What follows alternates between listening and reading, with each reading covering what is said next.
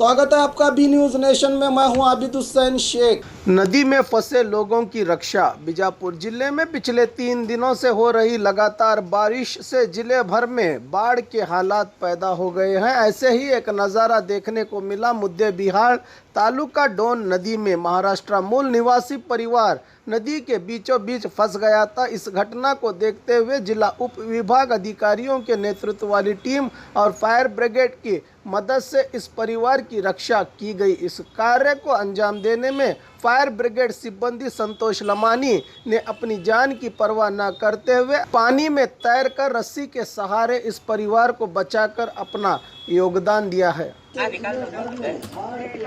वो उधर अभी पानी कम होने से निकलता हुआ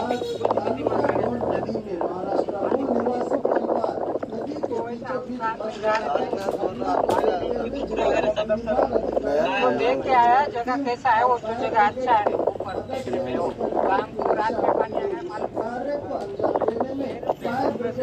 बाहर आ गए। उसके बाद 5 बच्चे हैं ना, इसलिए वो वो बोला नहीं आएगा, देना देखा ऐसा ऊपर है उधर।